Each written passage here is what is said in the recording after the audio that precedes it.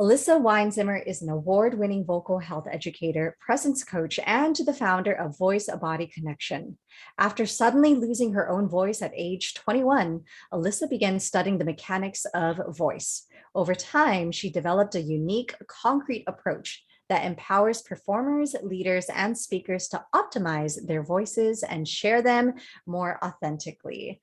Alyssa's also not new to your story medicine. She has been here with me since very early on and was somebody who I just totally vibed with as an advocate for more than just the voice, but really using the voice as the portal to so many other things. And so, Elissa, I'm so excited to have you back, more specifically on the podcast. Thank you for being with me all these years.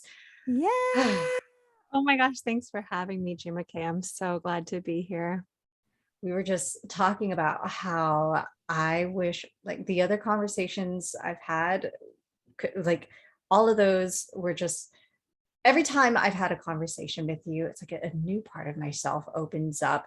So the first talk we ever did together was called Dun Dun Dun.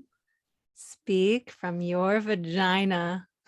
How to speak from your vagina. If I can find that interview, I will put that in the show notes, but we'll touch a little bit more on that today. I know. Yes, because it's so yeah, let's dig back into that for our new listeners. You want and then dig into that deal. Yeah, we'll just and also what it's always doing the things to connect with our ancestors, right? So before we dig into that, what are you celebrating about yourself today? Oh, thank you for asking. I'm celebrating that I am slowing down to take care of myself right now. I'm actually, unfortunately, currently on antibiotics at the time that we're recording this because I didn't even share this with you when we were catching up before we recorded, but I've had a recurring staph infection in my body for 7 years now, and it flared again. And I'm celebrating the fact that I'm actually doing some deep, slow healing with a functional medicine / traditional Chinese medicine doctor to like really clear it for real. So just celebrating the fact that I'm both taking care of myself. And at the same time, I've also been able to continue running my business and do my things. I'm just like finding balance right now. Girl, aren't we all? Aren't we all? Doing my best. Maybe a little bit better this week than in previous chapters of my life. So yay. I'll take it. Look, I'm just going to tell everyone out that this podcast is an excuse to just play catch up with other folks who are dabbling in this realm, because like we're real freaking human beings who, in spite of doing this healing work, that like it's so important that we are actively receiving that healing for ourselves. And otherwise, like, how is it that we can give, right? Give from our overflow versus our empty. So if you could take your titles out, how is it you would describe your medicine? So I work with people on voice, and specifically on embodied voice. And when I say I work with people, I think I should start with I work with myself on voice and embodied voice. That is my practice. It's my curiosity. It's been my journey of greatest wounding and healing in my life. And I really, really love vibration. I really love vibration. The way that we vibrate each other physically, auditorily, energetically, emotionally. That's everything I'm interested in. Well, I got some updates for you. Okay. We're gonna dig into it. But speaking of vibrators. Vibrators. Well, that too. Yes. Because Actually, let's go a little bit backwards because people need to know However you your like. story who are new to you. So Yeah. you lost your voice at the age of 21. Yeah. And So, what was the catalyst for you birthing your business? so I think I have been realizing recently that in order to tell this story appropriately, I actually need to start at about age 9. Um, or really probably birth, right? But And mhm, your ancestral lineage. and my ancestral lineage. So when I was 9 years old, I was growing up in the San Francisco East Bay, on what is Ohlone land. And I actually, and we were actually learning to some degree. Thank you to my elementary school teachers. We were learning about the native tribes of the land, and I felt really connected to the like grounds on which my school was. And the way I used to spend recess is I used to go out to the far end of a field with one friend, and we would sit and we would essentially chant. We would like write these spiritual songs we would chant. And it was very much like a communing with nature type thing. And um, that is what comes naturally to me. And I imagine I actually don't know much about backwards through my ancestry, the relationship with music, but I certainly, obviously my genetic ancestors are some of my ancestors, and also all ancestors are my ancestors. So I really tap into that frequency in that way. And anyhow, I think the way I currently understand the story is that once I started taking music classes, once I was getting trained in music theory and specifically focusing on musical theater, I thought that everything I'd been doing out on the playground was stupid and it was not what I was supposed to be doing. And I thought I was supposed to focus on the right way to sing. And so I did that for many, many years, and played the lead in a bunch of musicals in high school, like Adelaide and Guys and Dolls, and the narrator in Joseph and the Amazing Technicolor Dreamcoat, and then through into college at the University of Southern California. And I realize now it all like kind of reached a breaking point. When I was 21 years old, I was really, really pushing to sing in my a cappella group and in the shows I was in. And I was pushing my voice and myself so hard in all ways that I broke. I had a vocal hemorrhage. I had onset of acid reflux. I got what clinically is called muscle tension dysphonia, where it's funny, my voice just got a little crackly when I even said the word, where like your voice seizes up and it hurts to make sound and it's hard to make sound. Dysphonic basically means I can't make sound. And yeah, I basically abandoned my performing career as I knew it, put it down entirely. I was still directing theater at the time, but I also started studying the human voice. And now, fast forward, it's been about as many years since my vocal injury as it was when I abandoned the singing on the playground. And guess what I'm doing again?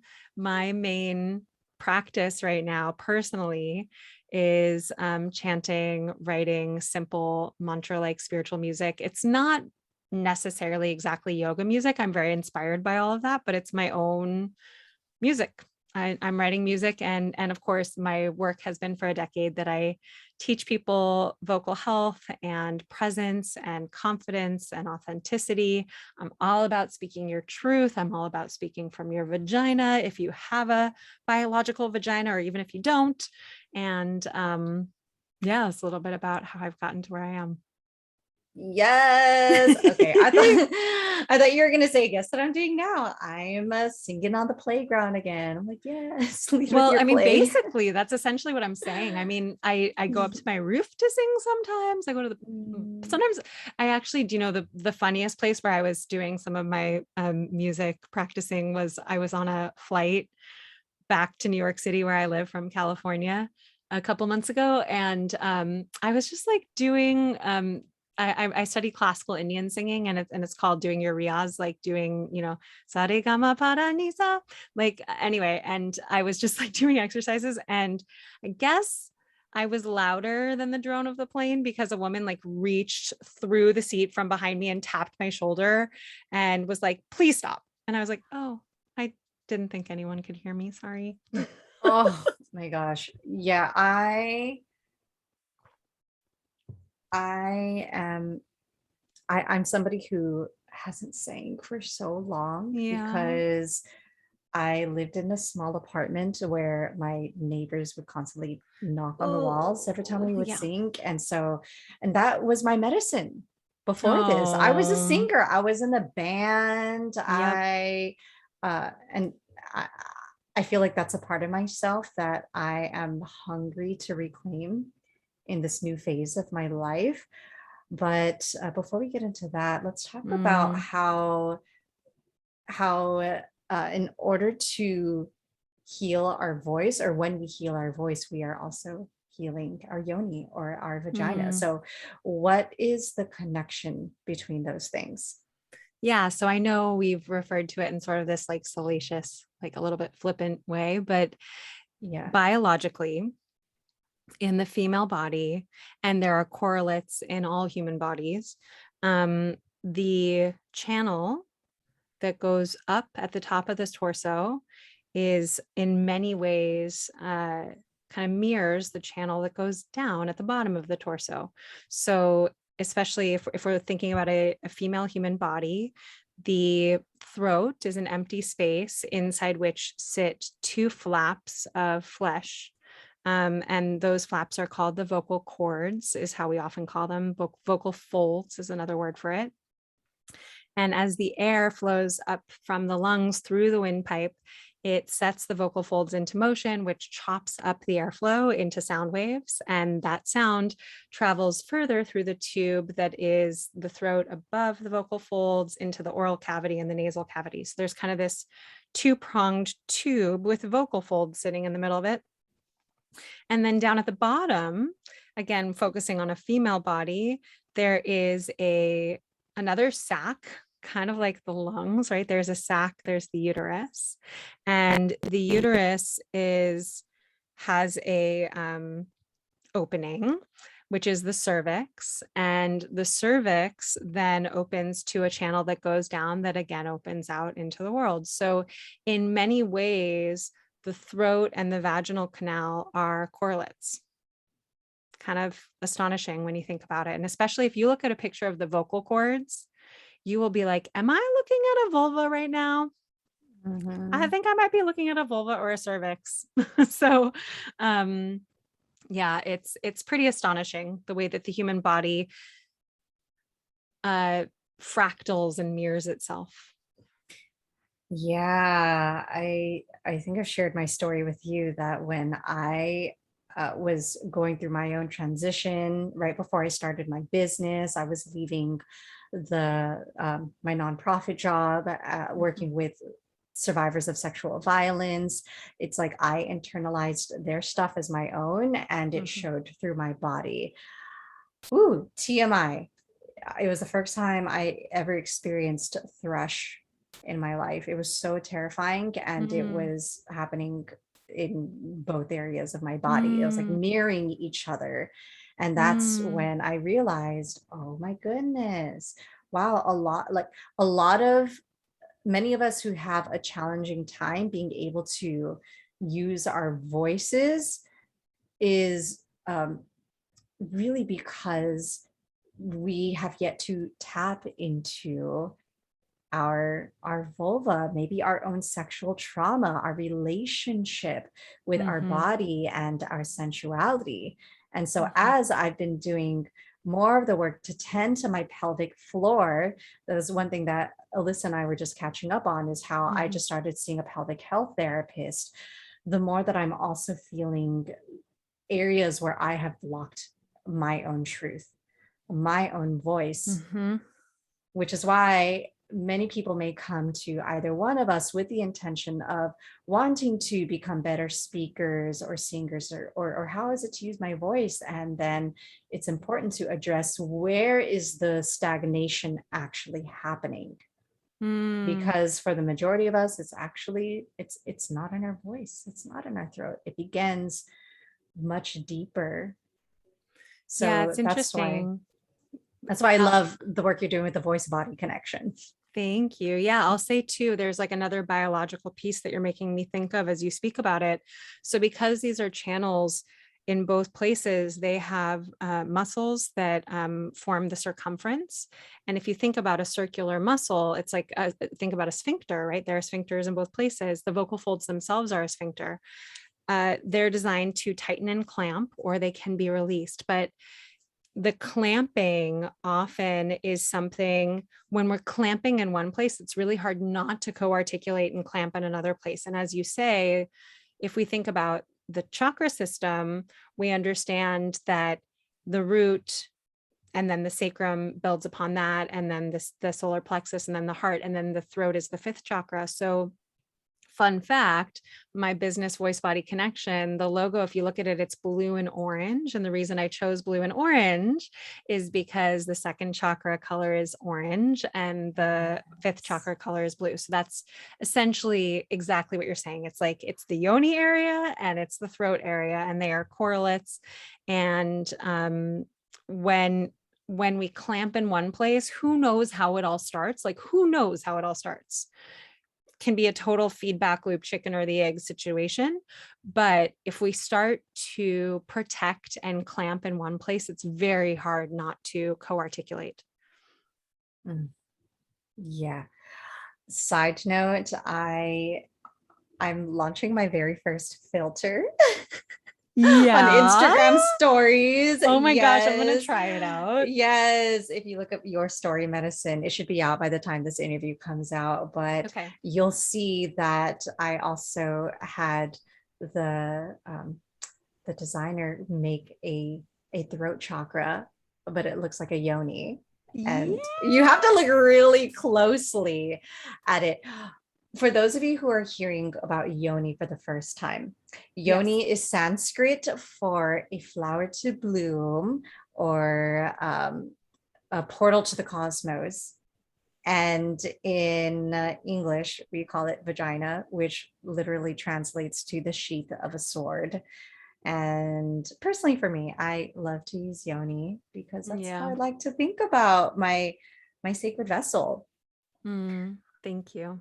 Yeah. And one of the things that, okay. All right. We're going in, June. Here we go. One of the things that I shared with my pelvic health specialist is that, okay, June, let's normalize these conversations. I just started using my very first sex toy, a vibrator. And what has been happening is that the tension has been relieved in my body, because usually I'm in pain. And a lot of it was psychosomatic. And so me learning how to actively pleasure myself is releasing my body in so many other ways that I never even knew. Like, so much of the stagnation that I was experiencing is being released through vibrations. And it's not, I know why you got excited. I know. Yeah. And I'm look, sharing. I'm late to the game. Okay. Yeah. Right. Is there ever really a time stamp on this? But I'm sharing this in hopes that anybody who's listening who may have felt taboo about those certain parts of themselves know that it's more than just pleasure. This is healing, like our whole being.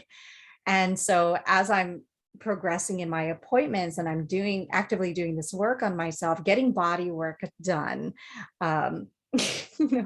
using a vibrator, and which she's encouraging. She's like, amazing. I am feeling you loosen up so much more. And one of the things that you and I talked about was how using a vibrator can also help to open up your throat. So tell us more about that. Yeah. So, I mean, as luck would have it, as my life path would have it. So I left you at one point in my story. I told you I had muscle tension dysphonia, right? So picture lots of different muscles, including those circular muscles clamping up and making it hard to make sound and just holding tight. That persisted for years, like persisted to the point that I would try to start singing again and I didn't have stamina. And I was like, forget it. I guess I'm just not, this isn't my identity anymore. And then I started graduate school. I moved from California up to Edmonton, Alberta in Canada, and started graduate school there. And as luck would have it, one of my two voice professors had come up with this idea to use a vibrator for your voice. It's called vibrant voice technique is what we ultimately have called it. And I was not the first, but one of the first people to do that work with him, and ultimately help kind of bring it into the form of a business that reached many people. So I've taught thousands of people around the world to use a vibrator for their voice. And I think it's actually, this is how I feel about vibrators for any part of our body. I think that they're a really useful tool. They're a really useful kinesthetic proprioceptive tool, because our body speaks the language of vibration. It doesn't speak English. It doesn't speak Spanish. It doesn't speak Thai. It speaks a language that isn't a language, right? It's like a movement. And so when we can communicate with our body sympathetically through vibration, we can literally, I mean, I know we use this as a kind of like woo-woo phrase of like raise our vibration, but we can literally change the frequency of the tissues of our body. And I don't think that we want to rely on an external tool to give us our experience, but I think it can be very, very helpful to use it as a tool of attunement. And so I think that's amazing that you're using a vibrator right now. Right. And Yeah. just the fact that I'm getting feedback from this professional who's like, keep doing that. Because one of the things she said to me in our early sessions was, I've never felt anybody as tense and as tight as you. Like, we have a lot of work to do with Yeah. you. Yeah. So, wow, here I am I think I'm doing all of this work on myself, but really I need the assistance of somebody else to reflect that back to me. Yeah. And just receiving so many breakthroughs from this experience, even for me to feel tension in my body as I'm talking about doing my own healing work, speaks to how this is an area that I get to lean even deeper into, Totally. especially as we're supporting others with being able to find their voice, right? Yeah. I mean, I've been teaching, I guess I've been teaching since I was very young, if I'm being totally honest, but I've been teaching in the form of my business for over a decade. And I will say that there is always a layer of the onion that I am unpeeling for myself. I am always just like 2 or 3 steps ahead of my students, like just exploring something for myself and having epiphanies and deepening my own experience. Yeah. So what about for people who don't have a vagina or a yoni? How is it that you can support them with being able to speak their truth and open up their own voice? Yeah. So, I mean, in reality, the work that I do is about, I mean, I call my work voice body connection. So it's not just about the tissue and area of the yoni. It is an incredible area of dissociation, often in many female bodied folks. But we can dissociate from all parts of our body. I can dissociate from my left toe because I stubbed it really badly when I was 10 years old, you know?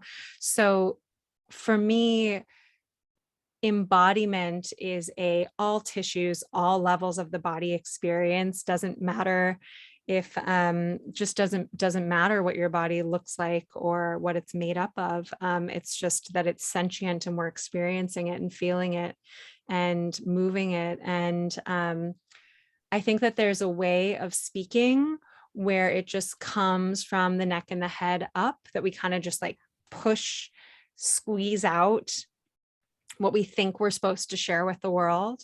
But there's a very different quality of energy when we, like I like to say, speak with our whole selves. And so gender doesn't matter, skin tone doesn't matter, nationality, language. It's something that speaks a different vocabulary. It's the vocabulary of vibration. The vocabulary of vibration. What? Yeah. I think I remember reading somewhere that when we're able to sing together, our hearts also start beating at the same pace. Yeah. And I Yeah. just imagine, like, what would a world look like if, like, we just squashed out tension by just breaking out into song? Yeah. Resma Menachem in his book, My Yeah. Grandmother's Hands, of course you do.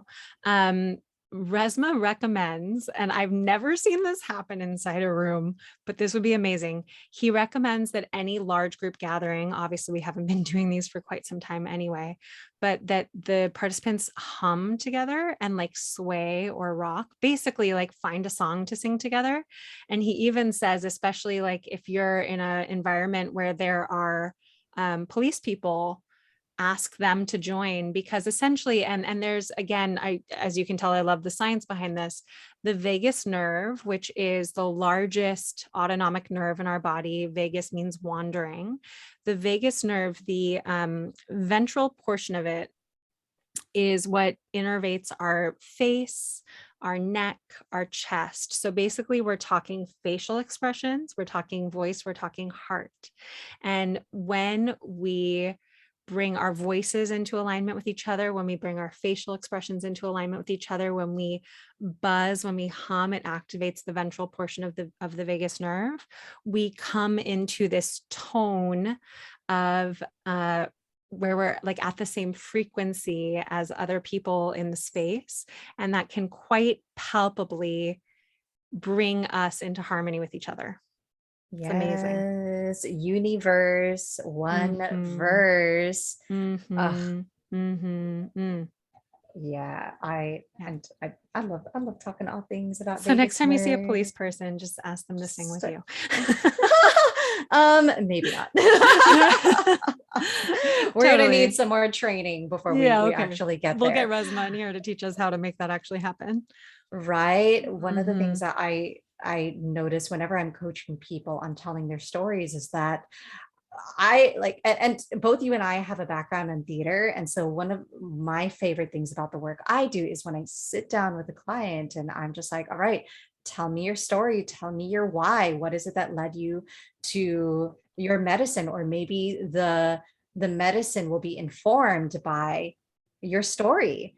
And we'll sit down oftentimes for like 2, 3 hours. And then I go in like a like a playwright, and as I'm scripting out the story, I'll then have them share it out loud. But then there's a huge disconnect between it being vocalized, like, and like having it on paper and then sharing it, embodying it is a whole another layer Mm-hmm. of I don't know if I want to say like training, but because both you and I are like have a passion for like somatics and how the body works, you can see where people are blocked. I'm like, okay, you're telling me your story, but I don't see it on your facial expression.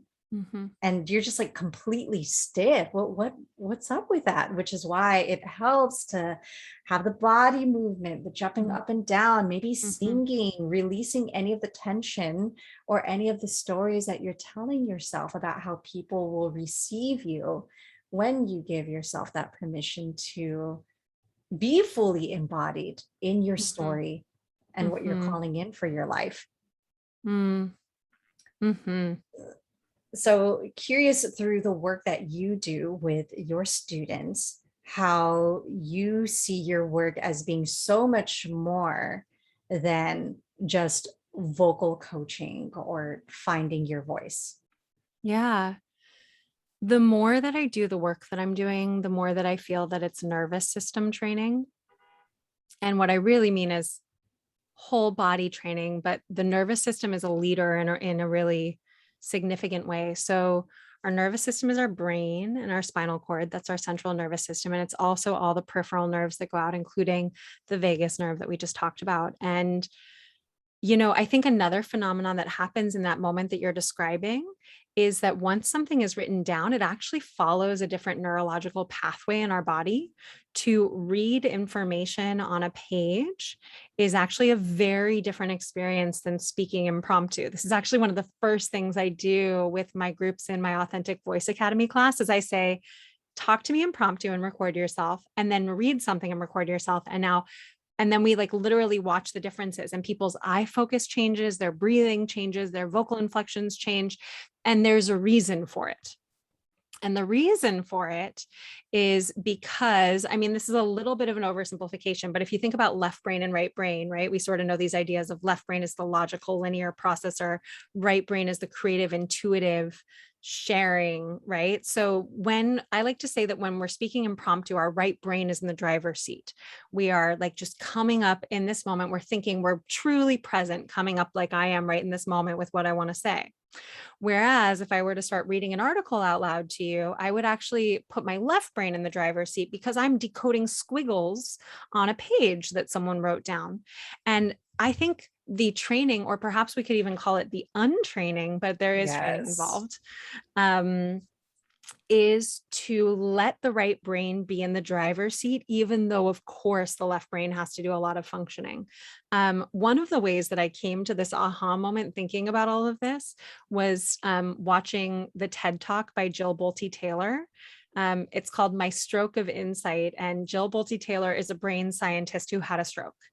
And she describes in a beautiful story-like fashion what happened when her left brain, where the aneurysm happened, the aneurysm was in her left brain and it went offline. And her right brain, she was just in this like spacious galactic like place, probably like the place we go to when we're on psychedelics, right? Yeah. And like maybe even more intense is what she had like the craziest trip.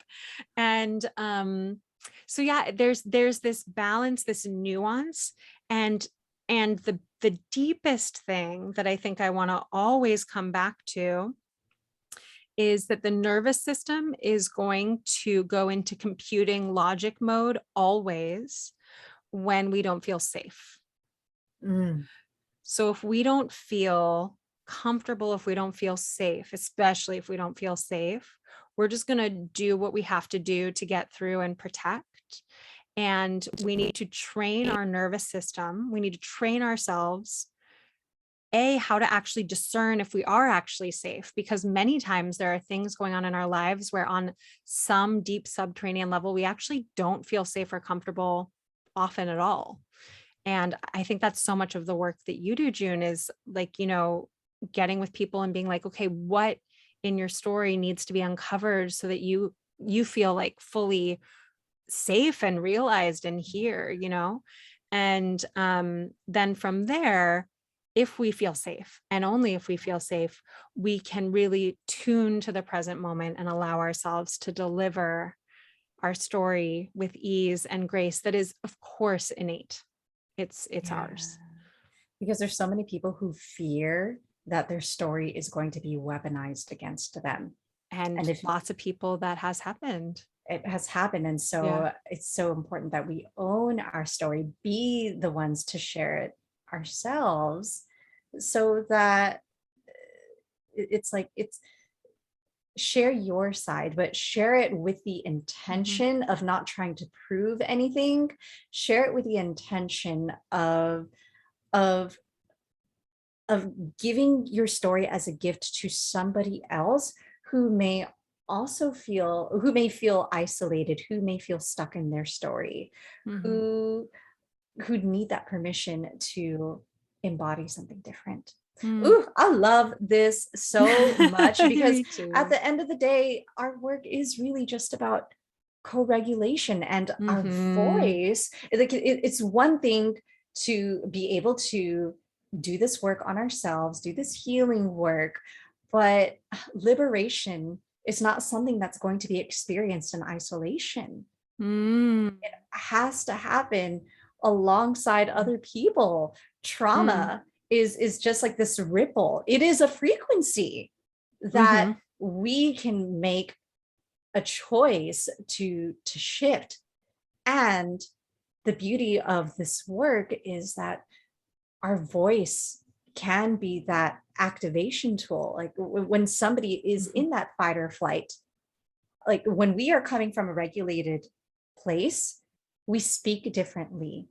Mhm. Our voice carries a different energy and a vibration.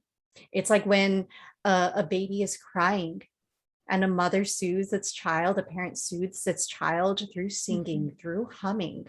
And Mhm. most of us are just like giant freaking babies who, a lot of us are carrying unresolved traumas, right? So Yeah. I love how you're approaching this work. It's like, don't come to me if you just want to learn how to like be a better speaker. Like this is we're gonna Yeah. there's gonna be some deeper work. Oh, one thing I want to share too is I recently hosted my very first retreat, in-person Yeah. retreat. And one of the writing prompts that I did was I am, and you've probably done that before, like where I'm from. And I gave everybody an hour to just like write.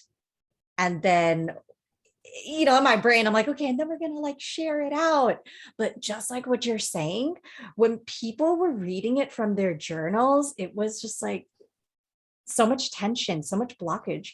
And Mhm. so what I had people do was I was like, put the paper down. The beautiful thing about writing it out is that you at least got it out of your head.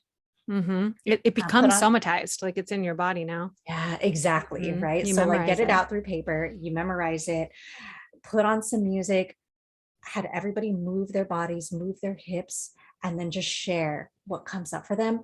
Totally different experience. And we got Yeah. some bomb ass photos as well, because a lot of people are Yeah. afraid of like, how am I going to look? Like, don't worry about that. Focus on how is it that you feel. So thank you for making Awesome. that connection for me.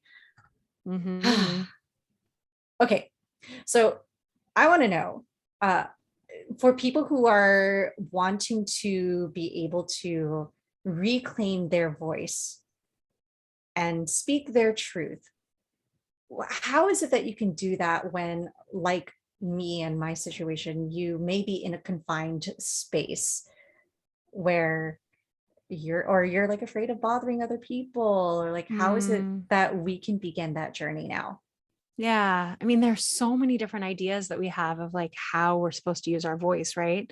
Work with lots of singers, and singers come to me and they're like, I'm supposed to sound this way. Like, I want to sound like that. And like maybe it really is hindering you to be able to express yourself freely if you can't make loud noises. So like, sure, go find a place where you can make loud noises.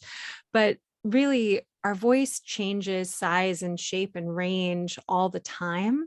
And the question is just, am I in alignment with what wants to come out right now? Am I tuned in to what wants to come through me right now? And am I letting it out authentically, genuinely? And this is the other half of speaking your truth, because you can't leave this part out, is am I meeting the outside world in a way that is balanced and kind and not harmful, Mhm. and like will be received, to the best of the ability that it possibly can be. Um, Sometimes, like I've heard sometimes people come to me and they're like, I speak my truth. I speak my truth all the time. I speak my truth so much that people hate me. And I'm like, cool. That might not be exactly speaking your truth. That might be like weaponizing your voice, right? Right. So speaking your truth, even though that kind of like speaks to the expressive direction of it coming out of you, it's not really in balance unless you are, like you say, you are co-regulating, or at least attuned to the world outside of you and what's able to be received. So what that means is that we can balance and clear our vocal channel by having a conversation like this. It's not requiring much noise. I don't think I'm disturbing my neighbors right now. We can balance our vocal channel by sharing something vulnerable in a space that we feel comfortable. Like June just shared something really big about, your physical practice. And June and I both are totally the type of people who love doing that. We both have podcasts. We love doing this. If you literally just want to tell your therapist that, like, hey, I'm using a vibrator now, or if you just want to tell one friend, like, the person speaking their truth about using a vibrator, for instance, like June's truth is not worth more because she released it on her podcast than the person who says it to one person. Like, whatever brings your throat chakra into alignment is great Yeah. for you. You know what I mean? So, I've never said that exactly that way, but that's definitely how I feel, is Yeah. like, it doesn't necessarily require like huge sounds. Now, that being said, I'm actually teaching a workshop on Wednesday this week with my community. We're going to explore voicing anger.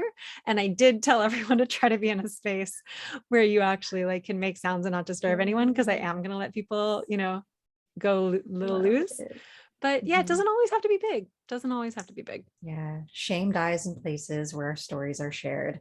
I know there's people who Yes. who talk about primal screaming, and every time I've done primal screaming, I feel like I regret it afterward because I lose my voice, and I'm like, I'm pretty sure I could have gotten a similar experience without needing to strain myself. Yeah, I mean, that's actually a huge part of what we're going to do before we do any screaming on Wednesday Hmm. is, of course, as the vocal health person that I am, I'm like, Yeah. okay, here's how breath support works. Here's how you can make a sound that won't hurt you. Here's how you make a sound that will hurt you. It's okay to make a sound that Mhm. hurts you, but not for too prolonged a time, because you might not feel so good after, Yeah. you know? So tell us more about these workshops that you're doing and about the Yeah. Authentic Voice Academy. Sure. So the workshop that I'm describing is part of my community. So the Voice Body Connection membership community is something that's just always available. It's rolling. You can join. And we warm up together. We have sing-alongs. We have group coaching sessions every month. And also we have periodic workshops like the one I'm describing, the anger workshop. Um, there's less curriculum inside the community. It's more just a place to come and exercise your muscles and get support. It's also the lowest cost thing that I offer, so that it's, this work is accessible to as many people as possible. And then the courses that I teach each year, I actually teach two courses. One is a vocal health course, and the other is a confidence and presence course. And as this one is coming out, as this podcast episode is coming out, I'm about to teach Authentic Voice Academy, the confidence and presence course again. And the whole idea is, it's so interesting in the middle of COVID that we've all wound up in this world where we have to be on camera, whether we like it or not. I Yeah. never imagined this. I was an early adopter of Zoom, never imagined Zoom being like a verb that we all used. Um, Right. so surprising. So anyway, so basically, as entrepreneurs, we have to quote unquote put ourselves out there. And a lot of times our nervous system does not feel happy or comfortable with that prospect. And so Authentic Voice Academy is a nervous system training course to help you feel comfortable putting yourself out there, so to speak. And beyond just putting yourself out there, learning to have a healthier communication with the people Yeah, around you, your totally. loved ones, because Totally. that's where majority of the disruption happens, is in the miscommunication. We say one thing, we intend on having our intentions don't match our impact. Totally. And that Totally. all begins with the voice. It's so wild. So true. I feel like my life changed when I learned the vocabulary you just said, by the way, because so very often we'll be like, but I didn't mean it. I didn't mean it. That's not what I meant, which is intention. But it's like, well, it's fine that you didn't mean it, but the impact that it had was still blank, right? Yeah. And this is obviously such an important conversation when it comes to any sort of social justice, because Yeah. saying I didn't mean it doesn't change the fact that, systems of oppression are having their impact. Right. So, Mhm. with everything that has been unfolding, what is Mhm. it that you've been doing to stay grounded? And also, what is it that you have learned to release? Mm. Um, I have a handful of different practices that keep me grounded. I meditate, my singing, definitely my singing. Part of the reason I formed a Voice Body Connection membership community and do warm-ups 4 times a week with the community members is because I needed the accountability to show up and do the work Yeah. too. I was like, this is Mhm. what this is for. So just, even like using the structure of my own work to support me is really powerful. Um, as far as releasing, COVID, I can't believe we're able to say like year and a half, and at some point in the not too distant future, we'll be saying like the last 2 years. Um, the last couple of years have, and the slowdown that's been happening in our collective nervous system, if you will, has really allowed me an opportunity to get quiet and go internal and do some very deep work on reprogramming how I show up in multiple aspects of my life. And sometimes I feel like I'm going through an exorcism, honestly, with like letting things go. I have a practice of like very radically letting things go that don't feel like they're mine anymore. There's the Indian goddess Kali is the goddess of time and destruction. And I'm constantly just like chanting mantras to Kali. I'm like, take it if it's not mine, take it if it's not mine. So yeah, more released than I really even know how to name, honestly. Yeah. So for people who are thinking about just or for our listeners who are like, okay, what do I do to begin? Where do I start? What is a ritual or practice that you can encourage people to do in their daily lives so that they can start to reclaim their own voice? Yeah, I love that we've mentioned humming a handful of times today. I Mhm. feel like just reiterating what we've said about like rocking and humming as a practice to like when you're feeling anxious, like try it as a practice. Mm, you can hum however you want, like just rocking and humming. Yeah. Um, I think that's a really beautiful way to tune our voice and our nervous system. And then Yeah. another thing is, and this is the way that Don Miguel Ruiz says it at the beginning of the Four Agreements: be impeccable with your word. Um, Practice saying what you mean, practice not lying. And lying honestly takes the form of saying you feel a certain way when you don't, you know, saying like, yeah, that sounds great to a plan that someone suggested if it doesn't sound great to you. And it's taken me years and years and years to peel back the layers on stuff like Yeah. that. Like I'm not perfect. I still say, yeah, that sounds great when I don't actually mean it sometimes. But we just do our best to like be impeccable with our word, really say what we mean.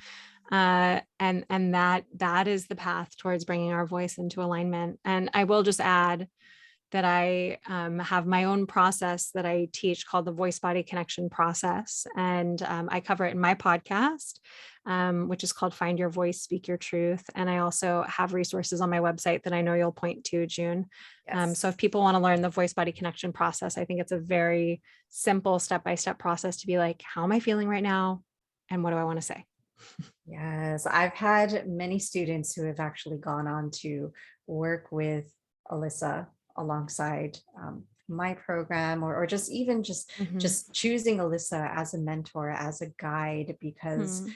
I wish every single person had access to this wisdom, because it's not Me something too. that we've been taught. And so I'm so grateful for you, Elissa, for birthing Thank this vision, you. for making it come to life, for going beyond just being the entertainer, right? Which Thank is like our you. childhood dream. Yep. But Yep. What's it for? choosing this role, yeah, choosing this role to support others with embodying who it is they want to be on TV, on stage, in real time. Yeah. And the Yeah. thing I'm then learning in my own role as an entertainer is I don't, I mean, I can say someone else's words for sure, totally. But I don't have to because I have a lot that wants to come through the channel that is me. So that's really cool. Hmm. Yes. Okay. My last question. Hmm. If you could envision yourself as a future ancestor, looking back on all it is that you've done today, or maybe even speaking to the 21-year-old version of yourself Hmm. who lost her voice and was so afraid that she would never be able to speak again, what is it that you would say? I would say, hmm, I would say life is long and there are many chapters. We never figure it out. We just keep showing up when we're present. And I mean that literally intergenerationally, and just there are just many chapters. There are just many stories for us to live and share. Whew. Our elders our elder self, our granny selves are going to be so freaking proud of us. Oh my goodness. Yeah, yes. They're here with us right now. I feel those parts of all of us. Yeah, so We're proud. going to be humming together on the porch and be like, Mm-hmm. oh, look at all this, look at how much we regulated the world's nervous system. That's we were a part of that revolution. That's Okay. true. We regulated the world's nervous system. Oh, may we, may we. Thank you. Thank you so much for having me, June. Yeah.